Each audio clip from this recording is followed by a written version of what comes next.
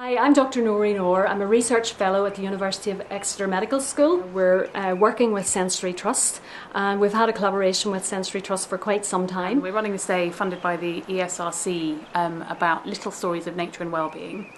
The format of the day is that we're going to tell lots of different stories that draw on our research, so it's some of the best stories that have come out of the research we've been doing. And we're going to intersperse that with some activities so that people get to try hands-on some of the sorts of activities that help people engage with nature. The findings from the research are helping us, the Sensory Trust, to demonstrate our nature-based resources that we've been developing for many years. And equally, our resources are helping to get the evidence to a wider audience.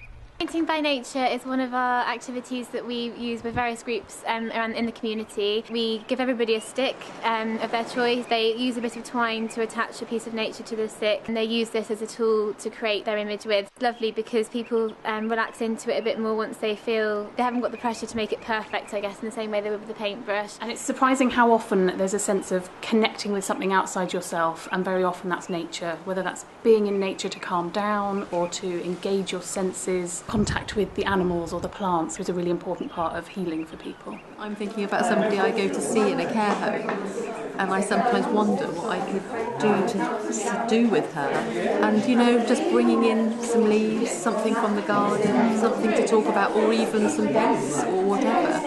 And it really doesn't take much, but it would generate a whole new area, I think, for conversation. This aspect of the importance of nature to activate healing is about an experience. It's not about thinking it through or understanding. It's a very human thing of feeling connected with nature, connected in some way with the whole universe.